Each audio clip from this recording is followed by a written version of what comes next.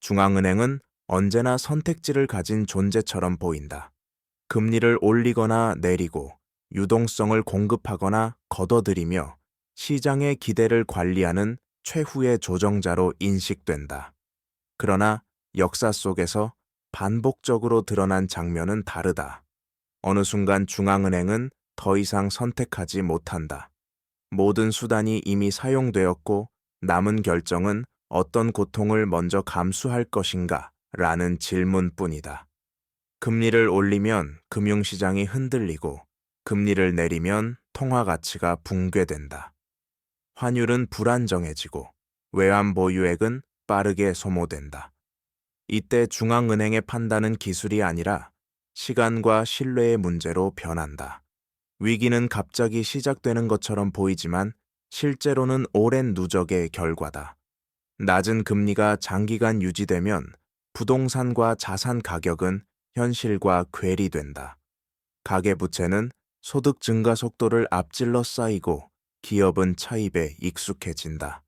동시에 글로벌 자금은 수익을 찾아 이동하며 환율 변동성은 점점 커진다. CDS 프리미엄이 조용히 오르기 시작하고 단기 자금 시장의 금리는 미세한 긴장을 드러낸다. 이 신호들은 분명 존재하지만 평온한 시기에는 거의 주목받지 못한다. 중앙은행이 선택지를 잃는 순간은 대개 외부 충격과 내부 취약성이 동시에 작동할 때 나타난다. 글로벌 금리 상승, 지정학적 갈등, 원자재 가격 급등 같은 변수는 한 나라의 통화 정책 여지를 빠르게 잠식한다. 통화 가치 방어를 위해 금리를 인상하면 내수와 고용이 압박받고 이를 피하면 환율과 물가가 통제 불능 상태로 치닫는다. 그 선택의 간격은 점점 좁아진다. 이 다큐멘터리는 바로 그 지점, 중앙은행이 더 이상 자유롭게 움직일 수 없는 순간이 어떻게 만들어지는지를 추적한다. 여기에서 멈춘다. 위기의 징후는 언제나 조용하다. 시장은 갑작스러운 붕괴보다 미세한 변화로 먼저 반응한다. 단기금리와 장기금리의 방향이 엇갈리고 국채 수요가 눈에 띄게 약해진다. 외환시장에서 거래량은 늘어나지만 환율은 하루에도 여러 번 불안정한 흐름을 반복한다. 외국인 자금은 빠져나가지 않더라도 더 이상 들어오지 않는다. 이 정체의 순간이 길어질수록 중앙은행의 선택지는 빠르게 줄어든다.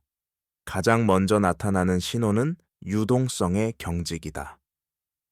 은행 간 자금 시장에서 금리가 기준금리보다 높게 형성되기 시작하면 금융기관들은 서로를 신뢰하지 않기 시작했다는 의미다. 이는 곧 기업 대출과 가계 신용으로 전이된다. 대출 금리는 오르고 망이는 짧아진다. 부동산 시장에서는 거래량이 급감하지만 가격은 쉽게 내려오지 않는다. 시장은 하락을 거부하는 것이 아니라 방향을 결정하지 못한 채 멈춰 있는 상태에 가깝다. 또 다른 징후는 위험 프리미엄의 상승이다. CDS 프리미엄은 언론의 주목을 받지 않지만 해외 투자자들이 바라보는 국가의 신용 상태를 가장 먼저 반영한다. 이 수치가 완만하게 상승하기 시작하면 이미 보이지 않는 긴장은 상당 부분 축적된 상태다. 중앙은행은 이 신호를 인지하지만 즉각적인 대응에 나서기 어렵다. 조기 대응은 시장에 불안을 주고 지연된 대응은 선택지를 소진한다. 이 미묘한 균형 속에서 위기는 서서히 형태를 갖춘다. 여기에서 멈춘다. 경제 충격은 하나의 경로로만 움직이지 않는다. 금리, 환율, 자산 가격 심리는 동시에 얽혀 작동한다. 중앙은행이 금리를 인상하면 가장 먼저 반응하는 것은 외환시장이다. 금리차를 노린 자금은 유입되지만 그 속도와 규모는 불확실하다. 반대로 이미 누적된 부채가 많은 경제에서는 금리 인상이 곧바로 소비 위축과 기업 투자 감소로 이어진다. 이 과정에서 부동산 시장은 버팀목처럼 보이다가도 어느 순간 유동성 부족에 직면한다. 거래는 멈추고 가격은 경직되며 금융기관의 담보 가치가 흔들린다. 환율은 또 다른 경로로 충격을 증폭시킨다. 통화 가치가 하락하면 수입 물가는 상승하고 이는 소비자 물가에 빠르게 반영된다. 중앙은행이 물가 안정을 위해 금리를 더 올릴수록 내수는 더욱 위축된다. 반대로 금리를 유지하거나 인하하면 환율 방어가 어려워지고 외환 보유액이 빠르게 감소한다. 이때 시장은 중앙은행의 의지를 시험한다. 단기적 개입이 반복될수록 신뢰는 약해지고 투기적 움직임은 강해진다. 유동성은 이 모든 과정을 연결하는 핵심 고리다. 금융 시스템에 유동성이 충분할 때 충격은 완화되지만 경색이 시작되면 작은 변수도 위기로 확대된다. 기업은 급여와 원자재 대금을 걱정하고 가계는 대출 연장 가능성을 계산한다. 경제 충격은 통계가 아니라 일상의 선택으로 체감된다. 이 메커니즘이 작동하기 시작하면 중앙은행은 더 이상 속도를 조절하지 못하고 반응하는 존재로 전환된다. 여기에서 멈춘다. 글로벌 사례를 보면 중앙은행이 선택지를 잃는 과정은 반복적으로 등장한다. 아르헨티나는 만성적인 재정 적자와 통화 신뢰 붕괴 속에서 금리 인상과 통화 방어를 동시에 시도했다. 결과는 고금리와 고인플레이션의 공존이었다. 금리를 올릴수록 기업과 가계는 붕괴되었고 올리지 않으면 페소 가치는 급락했다. 그리스는 다른 형태의 제약에 묶여 있었다. 통화 주권이 없는 상황에서 재정 긴축과 경기 침체를 동시에 감내해야 했고 중앙은행은 사실상 선택권을 상실한 채 외부 조건을 따를 수밖에 없었다. 터키의 경우는 정치와 통화 정책의 충돌이 어떤 결과를 낳는지를 보여준다. 금리를 인하해 성장을 유지하려는 압력은 환율 급등과 자본 유출로 이어졌고 이는 다시 물가 폭등으로 되돌아왔다. 베네수엘라는 통화 발행으로 문제를 덮으려다 하이퍼 인플레이션에 직면했다. 중앙은행이 존재했지만 선택지는 이미 사라진 뒤였다. 이 사례들의 공통점은 위기가 터진 시점이 아니라 그 이전의 누적이다. 낮은 신뢰 높은 부채 취약한 외환 구조가 결합되면 중앙은행은 더 이상 정책의 주도자가 아니다. 글로벌 시장은 이러한 약점을 빠르게 포착하고 한번 흔들린 신뢰는 회복되기 어렵다. 여기에서 멈춘다. 한국 경제에 미치는 영향은 단순한 지표 변화로 끝나지 않는다. 금리가 오르면 가장 먼저 체감되는 곳은 가계다. 변동금리 대출 비중이 높은 구조에서 기준금리 인상은 곧바로 이자 부담 증가로 이어진다.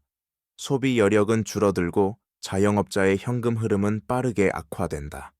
동시에 부동산 시장은 가격보다 거래가 먼저 얼어붙는다. 매수자는 관망하고 매도자는 버티며 시장은 장기간 정체 상태에 빠진다. 이 과정에서 담보 가치 하락에 대한 불안은 금융기관의 대출 태도를 더욱 보수적으로 만든다. 환율의 변동성은 기업 부문에 직접적인 압력을 가한다. 수입 원가가 상승하면 제조업과 에너지 집약 산업의 수익성은 급격히 흔들린다. 대기업은 환해지와 자금 조달로 대응할 여지가 있지만 중소기업은 그렇지 못하다. 환율이 하루에도 크게 움직이면 경영 계획은 의미를 잃고 고용과 투자는 미뤄진다. 이때 CDS 프리미엄과 외국인 자금 흐름은 한국 경제에 대한 외부 시선을 그대로 반영한다. 작은 변화라도 누적되면 시장 심리는 빠르게 위축된다. 중앙은행의 선택지는 이 지점에서 좁아진다. 물가 안정과 금융 안정 환율 방어를 동시에 달성하기 어려워진다. 어떤 선택을 하더라도 비용은 국내 경제 주체가 부담한다. 숫자로 보이던 정책 결정이 생활비 고용 안정 주거 불안으로 전환되는 순간이다. 이 변화가 길어질수록 경제는 구조적 긴장 상태로 들어간다. 여기에서 멈춘다. 정부와 중앙은행의 대응은 위기의 성격에 따라 달라지지만 선택지가 줄어든 상황에서는 공통된 한계를 드러낸다. 기준금리를 조정하는 전통적 수단은 이미 시장의 상당 부분 반영되어 있고 추가 인상이나 인하는 부작용을 키울 가능성이 크다. 이때 중앙은행은 유동성 공급 창구를 확대하거나 시장 안정화 메시지를 통해 기대를 관리하려 한다. 그러나 말의 힘은 신뢰에 의존한다. 외환 보유액 재정 건전성 정책 일관성이 뒷받침되지 않으면 메시지는 효과를 잃는다. 정부는 재정 정책으로 완충 역할을 시도한다. 경기 둔화를 막기 위한 재정 지출 확대는 단기적으로 숨통을 틔워주지만 국가 부채에 대한 우려를 동시에 키운다. 이는 국채 금리 상승으로 이어질 수 있고 결국 중앙은행의 통화 정책 공간을 더 좁힌다. 금융시장 안정을 위해 보증과 지원책을 내놓을수록 도덕적 해이 논란과 재정 부담은 누적된다. 이 과정에서 정책의 우선순위는 명확해진다. 모든 것을 동시에 지키는 것은 불가능하다. 물가 안정 환율, 방어 성장 유지 중 무엇을 먼저 선택할 것인가에 따라 사회적 비용의 분배가 달라진다. 중앙은행이 선택지를 잃었다는 것은 무대에서 사라졌다는 의미가 아니다. 오히려 가장 어려운 결정을 떠안은 상태라는 뜻이다. 그 결정의 결과는 시간차를 두고 경제 전반에 스며든다. 여기에서 멈춘다. 이런 국면에서 개인의 생존 전략은 거창한 예측이 아니라 위험 관리에 가깝다. 금리와 환율의 방향을 정확히 맞히는 것은 전문가에게도 어렵다. 중요한 것은 한 방향에 과도하게 노출되지 않는 구조를 만드는 일이다.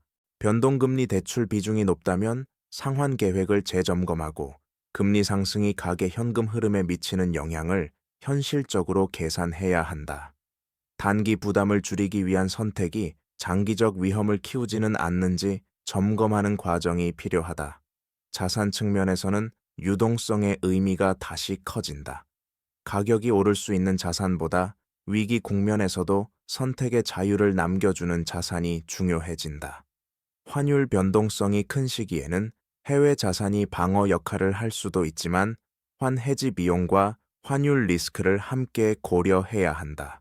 모든 자산을 한 통화와 한 시장에 묶어두는 것은 중앙은행이 선택지를 잃는 환경에서는 특히 위험하다. 무엇보다 중요한 변화는 소비와 직업에 대한 태도다. 고용 안정성이 낮아질수록 고정 지출 구조는 부담으로 작용한다. 개인에게 위기는 통계가 아니라 생활의 압박으로 다가온다. 이 시기에 필요한 전략은 공포가 아니라 여유를 확보하는 것이다.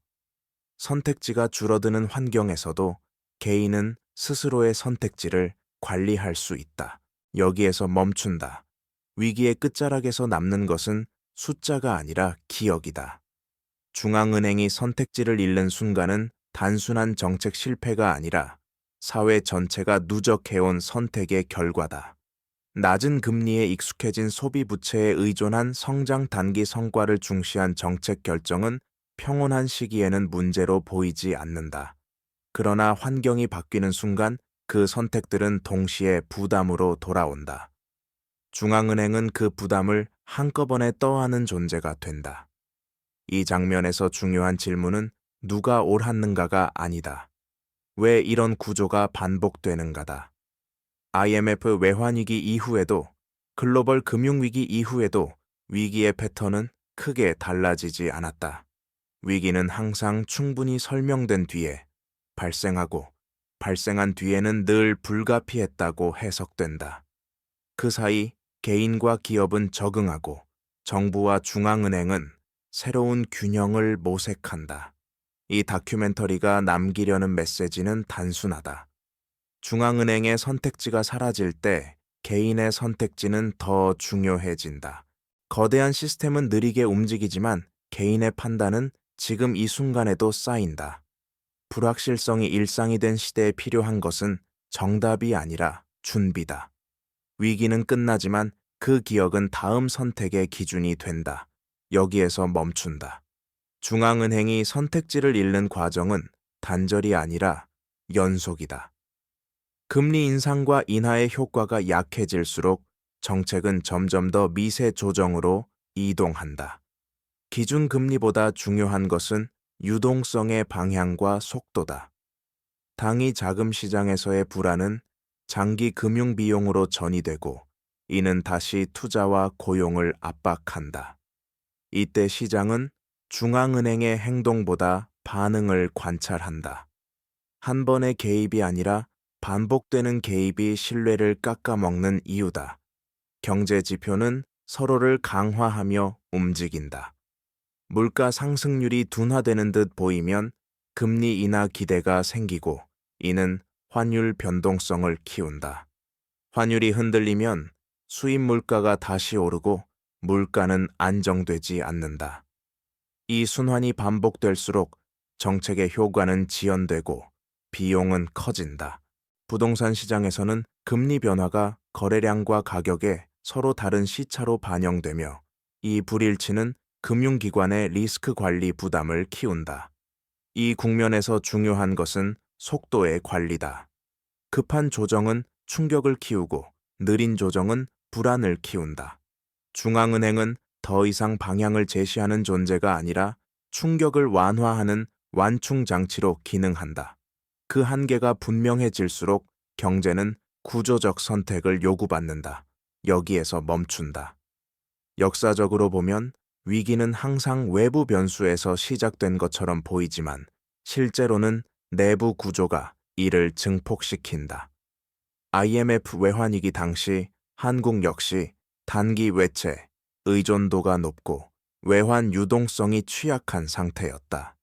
외부 충격이 가해지자 환율은 급등했고 중앙은행은 방어를 위해 금리를 급격히 인상할 수밖에 없었다. 선택지는 있었지만 어느 쪽도 고통을 피할 수는 없었다. 그 결과 기업 도산과 이 실업은 빠르게 확산되었고 개인의 삶은 순식간에 흔들렸다. 이 경험은 중앙은행의 역할을 신화에서 현실로 끌어내렸다. 통화정책은 모든 문제를 해결하는 마법이 아니라 구조적 취약성을 드러내는 거울에 가깝다는 사실이 분명해졌다. 이후 외환 보유액 확대와 금융규제 강화가 이루어졌지만 새로운 형태의 취약성은 다른 모습으로 누적되었다. 가계부채 증가와 자산가격 의존 성장 구조는 또 다른 제약을 만들었다. 중앙은행이 선택지를 잃는다는 것은 과거의 실패가 반복된다는 뜻이 아니다. 다만 형태만 바뀐 위험이 다시 한번 임계점에 다가가고 있음을 의미한다. 이 신호를 어떻게 해석하느냐에 따라 다음 국면의 비용은 크게 달라진다. 여기에서 멈춘다. 글로벌 금융 환경의 변화는 중앙은행의 선택지를 더욱 빠르게 소진시킨다. 과거에는 선진국과 신흥국의 통화정책 주기가 어느 정도 분리되어 있었다. 그러나 자본 이동이 자유로워진 이후 금리와 환율은 하나의 체계처럼 연결되었다. 미국의 긴축은 곧바로 달러 강세로 이어지고 이는 신흥국 통화의 약세 압력으로 전이된다. 중앙은행이 자국 경기만을 기준으로 판단하기 어려워진 이유다. 금리를 동결하면 자본 유출 위험이 커지고 인상하면 내수와 금융 비용이 급격히 악화된다. 이 환경에서 외환 보유액의 의미도 달라진다. 충분한 보유액은 방어의 여지를 제공하지만 무제한의 방패는 아니다. 시장은 보유액의 절대 규모보다 사용 속도와 정책의 일관성을 본다. 반복적인 개입은 오히려 불안을 증폭시키고 투기적 자금의 시험을 부른다. CDS 프리미엄이 반응하는 지점은 바로 이 신뢰의 균열이다. 중앙은행이 선택지를 잃는 순간은 단번에 오지 않는다. 글로벌 환경 자본 흐름, 국내 구조가 겹치며 서서히 압박이 가중된다. 이 누적의 속도를 읽지 못하면 정책은 언제나 한 박자 늦어진다. 여기에서 멈춘다. 위기의 전조는 금융시장 바깥에서도 나타난다. 기업의 설비 투자 계획이 보수적으로 변하고 고용은 신규 채용보다 유지에 초점이 맞춰진다. 통계로는 완만한 둔화처럼 보이지만 현장에서는 이미 긴축이 시작된다. 원자재와 에너지 가격 변동성은 비용 구조를 불안정하게 만들고 환율의 작은 움직임도 수익성에 직접적인 영향을 준다. 이때 기업은 투자를 미루고 현금을 쌓는다. 유동성 선호가 높아질수록 경제의 순환은 느려진다. 가계 역시 비슷한 선택을 한다. 소비는 줄고 저축은 늘어난다.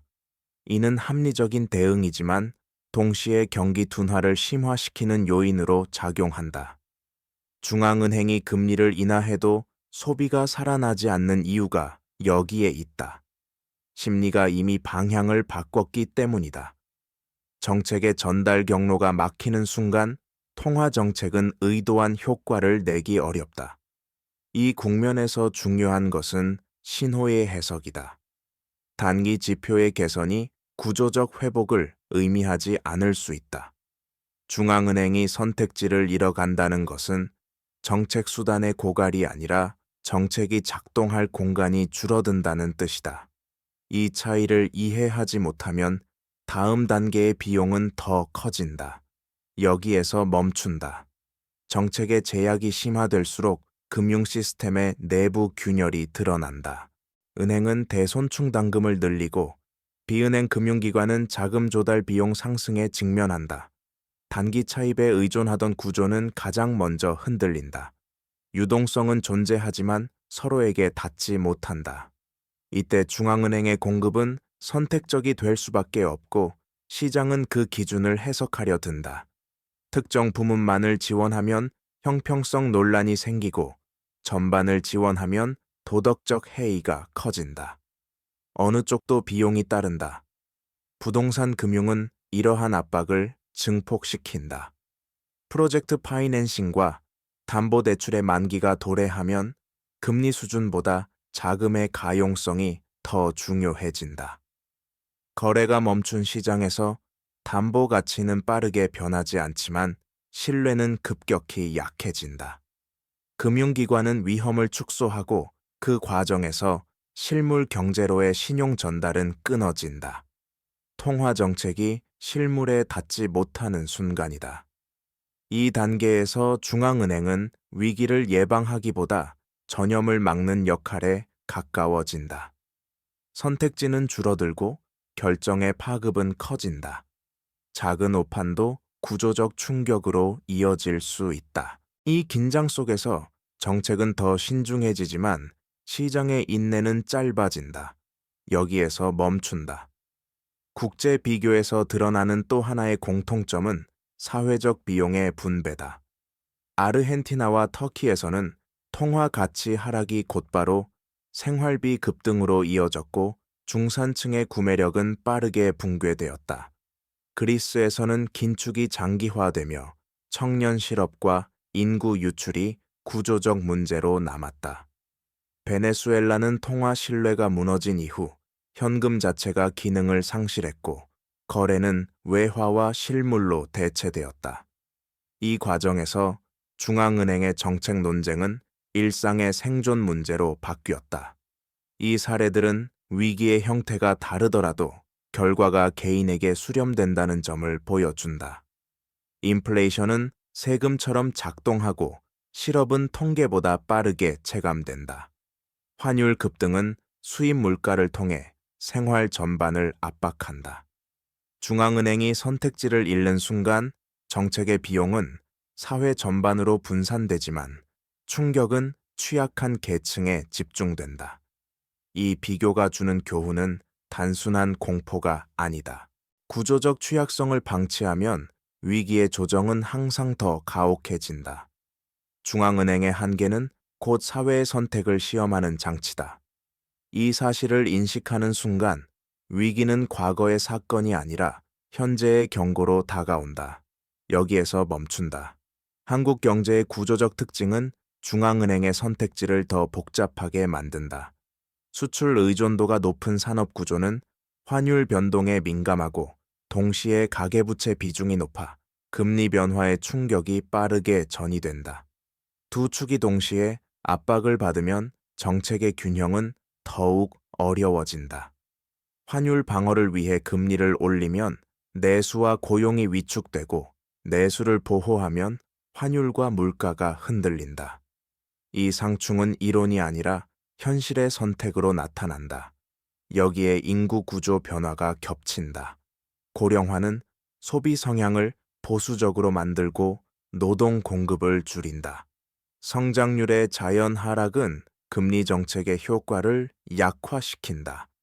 낮은 성장 환경에서의 금리 인상은 과거보다 훨씬 큰 부담으로 작용하고 금리 인하는 자산 가격 왜곡을 키운다. 중앙은행이 체감하는 제약은 단기 사이클이 아니라 구조적 변화에서 비롯된다. 이 단계에서 중요한 것은 착시를 경계하는 일이다. 일시적인 수출 반등이나 지표 개선이 근본적 해결을 의미하지 않을 수 있다. 중앙은행이 선택지를 잃어간다는 신호는 위기의 선언이 아니라 구조 조정의 시간이 다가왔다는 알림에 가깝다. 이 신호를 무시할수록 조정의 비용은 커진다. 여기에서 멈춘다. 이 국면에서 정부 정책과 중앙은행 정책의 경계는 점점 흐려진다.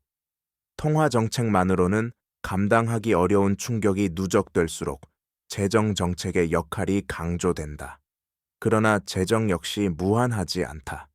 재정 지출이 늘어날수록 국채 발행은 확대되고 이는 장기 금리 상승 압력으로 되돌아온다. 중앙은행이 국채 시장 안정을 위해 개입할 경우 통화 신뢰와 물가 안정이라는 또 다른 부담을 떠안게 된다. 정책 간의 협조는 필요하지만 동시에 서로의 제약을 증폭시킬 위험도 함께 존재한다. 이 과정에서 시장은 정책의 의도를 해석한다. 단기 경기 부양인지 구조적 문제를 미루기 위한 선택인지에 따라 반응은 달라진다. 명확한 방향성이 없을수록 기대는 불안으로 변한다. 기업과 가게는 장기 계획을 접고 단기 생존에 집중한다. 이는 투자와 생산성을 낮추고 다시 성장 잠재력을 훼손한다. 정책이 의도하지 않은 경로로 경제를 압박하는 순간이다. 중앙은행이 선택지를 잃어간다는 것은 단지 정책 수단의 한계가 아니라 정책 신뢰의 소모를 의미한다. 이 신뢰가 약해질수록 작은 충격도 크게 증폭된다. 위기의 깊이는 외부 변수보다 내부 대응의 일관성에 의해 결정된다. 여기에서 멈춘다. 시장 신뢰가 흔들리는 순간부터 시간은 중앙은행의 편이 아니다. 정책 효과는 느리게 나타나지만 시장의 평가는 즉각적이다. 금리 결정 하나 발언의 뉘앙스 하나가 환율과 채권 금리에 바로 반영된다. 이때 중앙은행은 미래를 설득해야 하지만 시장은 현재의 숫자로만 판단한다.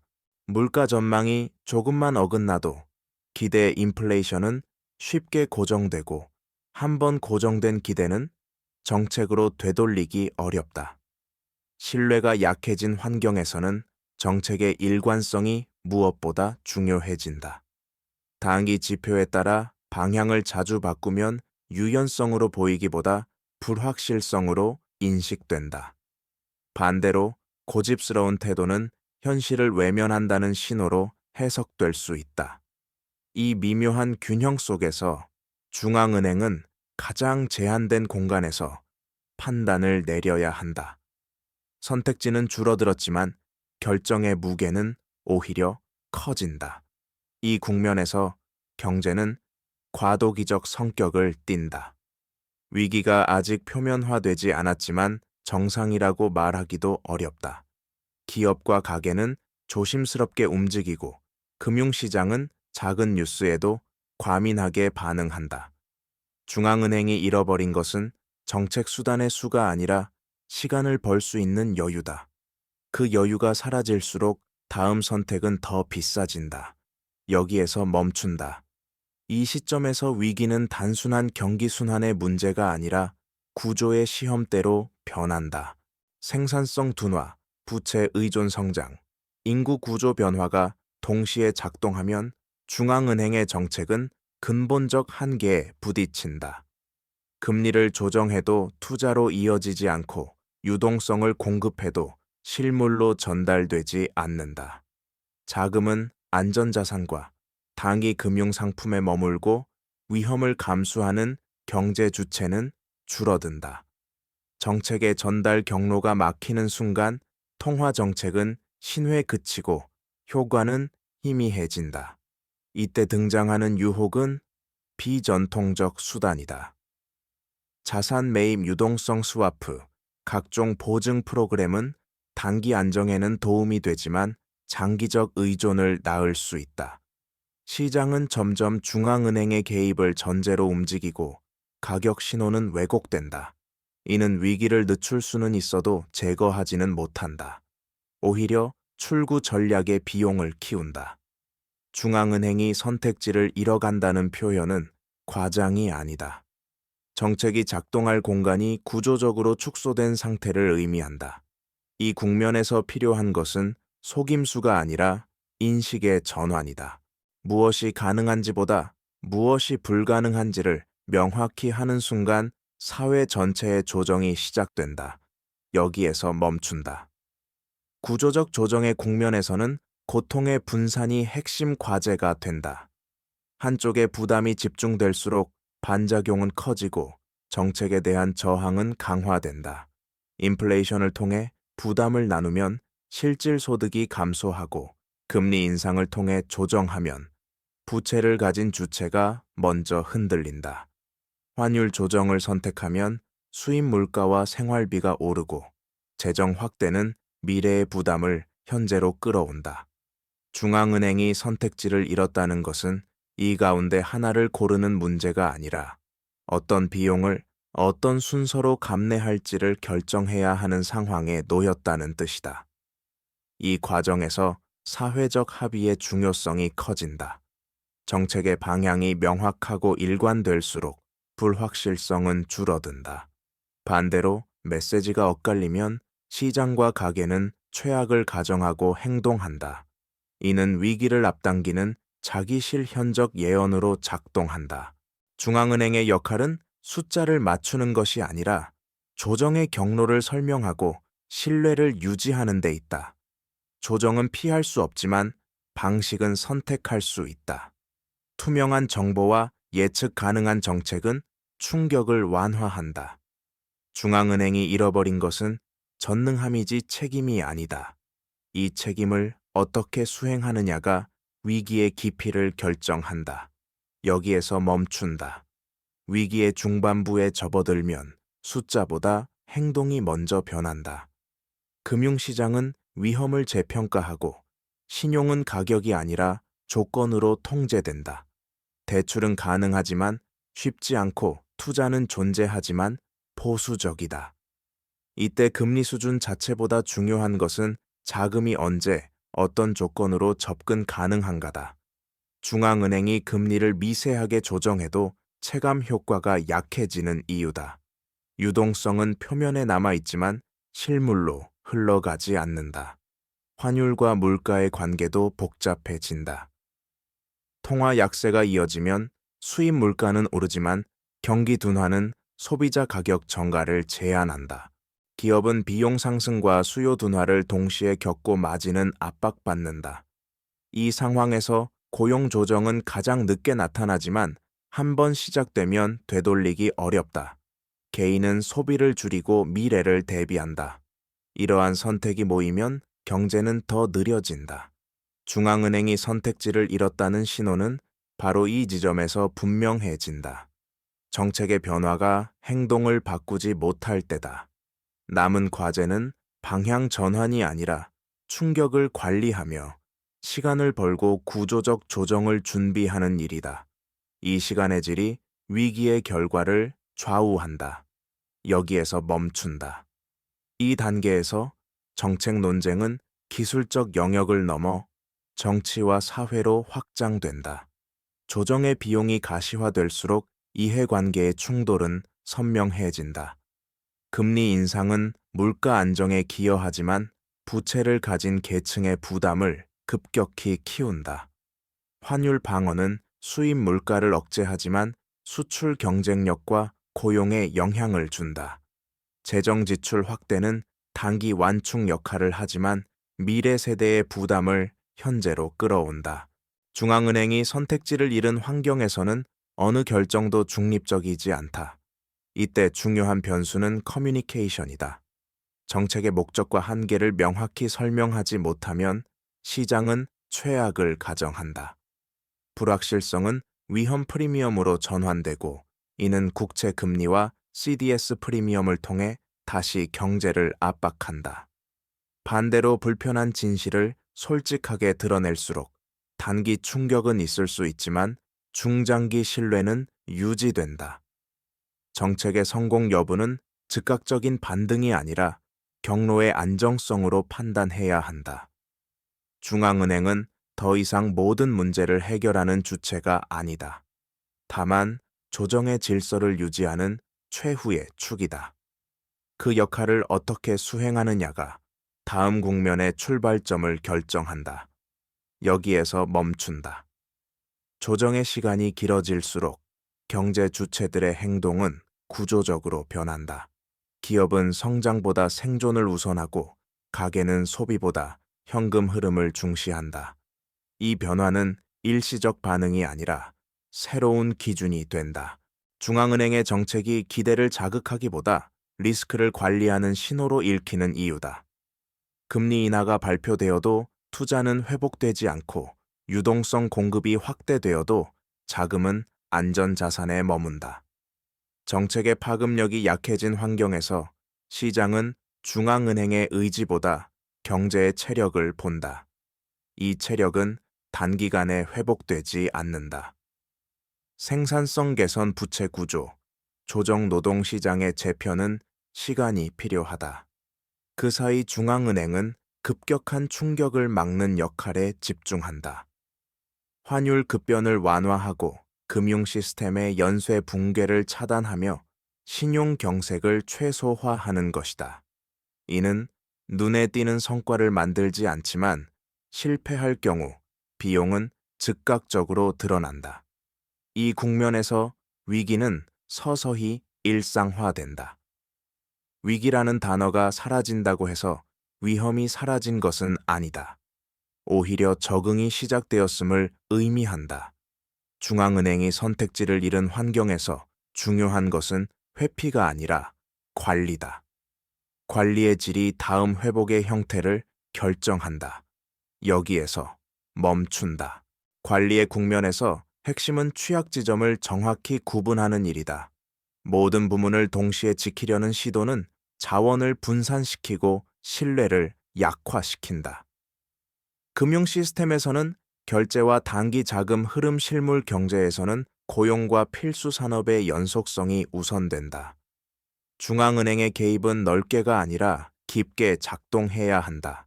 시장은 규모보다 기준을 본다. 어떤 조건에서 어떤 기간 동안 무엇을 지키는지 명확할수록 불확실성은 줄어든다. 이 과정에서 데이터의 질이 중요해진다. 평균 지표는 안정처럼 보일 수 있지만 분포의 꼬리는 위험을 드러낸다. 연체율의 작은 상승, PF 만기의 집중 환율, 변동성의 확대는 서로 연결되어 있다. 중앙은행이 선택지를 잃은 환경에서는 사후 대응보다 사전 완충기 비용을 줄인다. 선제적 스트레스 테스트와 투명한 공개는 단기 비판을 부를 수 있지만 장기 신뢰를 지킨다.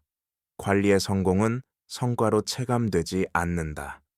위기가 오지 않았다는 사실 자체가 결과다. 그러나 이 결과는 보이지 않기에 평가받기 어렵다. 중앙은행은 박수를 받기보다 비난을 감수해야 하는 위치에 선다. 그럼에도 불구하고 질서의 끈을 놓지 않는 선택이 다음 국면의 회복 속도를 결정한다. 여기에서 멈춘다. 시간이 흐르며 조정의 윤곽이 드러나면 경제의 균형점은 이전과 다른 위치에 놓인다. 성장률은 낮아질 수 있고 금리의 평균 수준은 과거보다 높거나 변동성이 커질 수 있다. 이는 실패의 증거가 아니라 환경 변화의 결과다. 중앙은행이 선택지를 잃은 듯 보이는 시기는 사실상 새로운 규칙이 형성되는 과도기다. 이때 과거의 기준으로 현재를 평가하면 정책은 늘 부족해 보인다. 중요한 것은 기준의 전환이다. 자산 가격 상승을 정상으로 여기던 시기에서 현금 흐름과 생산성 중심의 평가로 이동해야 한다. 부채 확대를 통한 성장보다 안정적 상환 구조가 우선된다. 금융시장은 빠른 수익보다 지속 가능성을 요구하고 정책 역시 단기 부양보다 중기 안정에 무게를 둔다. 이 변화는 체감상 고통스럽지만 장기적으로는 변동성을 낮춘다. 중앙은행의 역할도 재정의된다. 경기의 가속 페달이 아니라 급정거를 막는 브레이크에 가깝다. 이 역할을 받아들이는 순간 정책의 목표는 명확해진다. 모든 문제를 해결하는 것이 아니라 붕괴를 막고 시간을 벌어 사회가 적응할 여지를 만드는 것이다. 이 적응의 속도와 질이 다음 성장의 토대를 만든다. 여기에서 멈춘다. 새로운 균형을 받아들이는 과정에서 개인과 기업의 전략도 재편된다. 과거의 확장 국면에서는 레버리지와 속도가 경쟁력이었지만 조정 국면에서는 유연성과 회복력이 핵심이 된다. 기업은 매출 성장보다 비용 구조의 탄력성을 점검하고 차입 만기와 금리 구조를 재설계한다. 가계는 자산의 기대 수익보다 현금 흐름의 안정성을 우선한다. 이러한 선택은 단기적으로 보수적으로 보이지만 변동성이 큰 환경에서는 생존 확률을 높인다. 노동시장에서도 변화가 나타난다. 안정적 고용에 대한 선호는 강화되고 부가 수입과 기술 전환의 중요성은 커진다. 중앙은행의 정책이 고용을 직접 만들 수 없다는 인식이 확산될수록 개인은 스스로의 위험 관리자로 행동한다. 이는 사회 전반의 소비 성향을 바꾸고 기업의 투자 기준에도 영향을 미친다. 이 과정에서 정책의 신호는 방향을 제시하는 나침반으로 기능한다. 빠른 반등을 약속하기보다 변동성 관리와 점진적 회복을 강조할수록 기대는 현실에 맞춰진다. 중앙은행이 선택지를 잃은 환경에서 중요한 것은 약속의 크기가 아니라 신뢰의 지속성이다. 이 신뢰가 유지될 때 조정은 혼란이 아니라 전환으로 인식된다. 여기에서 멈춘다. 조정의 막바지에 이르면 위기는 더 이상 뉴스의 중심에 서지 않는다. 지표는 안정된 것처럼 보이고 시장의 변동성도 낮아진다. 그러나 이 평온은 회복과 동일하지 않다. 위험이 사라진 것이 아니라 관리 가능한 범위로 들어왔다는 신호에 가깝다. 중앙은행은 여전히 제한된 선택지 안에서 움직이며 작은 충격에도 대응 여력을 계산한다. 이때의 실수는 과도한 낙관이다. 위기가 끝났다는 선언은 정책의 긴장을 풀고 다시 누적을 시작하게 만든다. 국제 금융 환경은 언제든 다시 압박을 가할 수 있다. 글로벌 금리의 방향 전환 자본 흐름의 변화, 지정학적 리스크는 국내 여건과 무관하게 작동한다. 중앙은행이 선택지를 잃은 경험은 이러한 외부 변수에 대한 민감도를 높인다. 방어의 기준은 성장 극대화가 아니라 안정 유지로 이동한다. 이는 속도를 늦추지만 충돌을 피한다. 이 국면에서 중요한 것은 기억의 제도화다. 위기의 교훈을 규제와 관행 의사결정 기준에 반영하지 못하면 조정은 일회성에 그친다. 중앙은행의 한계를 인정하고 그 한계 안에서 작동하는 구조를 만드는 일. 그것이 다음 충격의 비용을 줄이는 유일한 방법이다. 여기에서 멈춘다. 위기의 기억이 제도와 행동으로 남지 않으면 경제는 같은 질문을 반복한다. 왜 미리 보지 못했는가가 아니라 왜 알고도 늦었는가다. 중앙은행이 선택지를 잃는 순간은 경고의 실패가 아니라 경고를 비용으로 받아들이지 못한 결과다. 단기 성과를 중시하는 의사결정은 불편한 신호를 미루고 그 사이 위험은 복리처럼 쌓인다. 위기가 지나간 뒤의 안정은 언제나 취약하다. 가장 위험한 시기는 회복의 초입이다. 이때 필요한 것은 규칙의 강화다. 거시건전성 규제 부채 관리 기준 외환 유동성에 보수적 운용은 성장의 발목을 잡는 장치처럼 보일 수 있다. 그러나 이는 선택지를 보존하는 비용이다. 선택지를 잃지 않기 위해 미리 지불하는 보험료에 가깝다. 중앙은행의 독립성과 명확한 목표 설정 일관된 커뮤니케이션은 정책의 여지를 넓히는 토대다. 경제는 완벽해질 수 없다. 다만 취약해지는 속도는 관리할 수 있다. 중앙은행이 다시 선택지를 가질 수 있는 조건은 기적이 아니라 규율이다. 이 규율이 사회적 합의로 자리 잡을 때 다음 충격은 위기가 아니라 조정으로 흡수된다. 여기에서 멈춘다. 결국 중앙은행의 선택지는 정책 도구의 개수가 아니라 사회가 감내할 준비가 된 범위에서 결정된다. 물가 안정과 성장 금융 안정은 서로 충돌할 수 있으며 그 충돌을 완전히 제거하는 해법은 존재하지 않는다. 중요한 것은 충돌을 언제, 어떻게 분산시킬 것인가다. 위기의 말기에 접어들수록 이 질문은 기술이 아니라 가치의 문제로 바뀐다. 누가 더 오래 버틸 수 있는지, 어떤 비용을 먼저 치를 것인지에 대한 사회적 합의가 정책의 실효성을 좌우한다. 이 지점에서 개인의 역할도 다시 강조된다. 제도와 정책은 방향을 제시하지만 최종적인 조정은 수많은 개인의 선택으로 완성된다. 소비를 늦추고 부채를 줄이며 불확실성에 대비하는 행동은 거시적으로는 경기 둔화처럼 보일 수 있다. 그러나 이러한 미시적 선택이 쌓여야만 다음 확장의 기반이 만들어진다. 중앙은행이 선택지를 잃은 환경에서 개인의 선택은 무력하지 않다. 오히려 시스템의 완충 장치로 작동한다. 마지막으로 남는 질문은 이것이다. 우리는 다음 위기를 피할 수 있는가가 아니라 다음 위기를 어떤 형태로 맞이할 것인가다. 준비된 조정은 고통을 줄이고 준비되지 않은 충돌은 대가를 키운다. 중앙은행의 한계를 이해하는 순간 경제는 비로소 현실적인 선택을 시작한다. 여기에서 멈춘다. 긴 조정의 끝에서 드러나는 사실은 단순하다.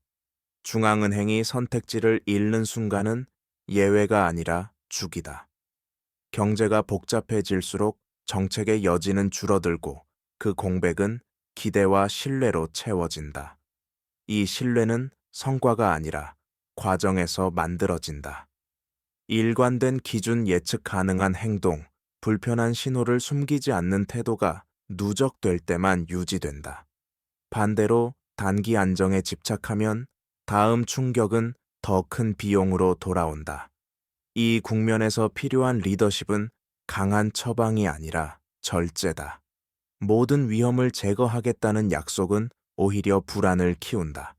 감당 가능한 범위를 분명히 하고 그 밖의 위험을 사회가 인식하도록 돕는 것이 현실적이다.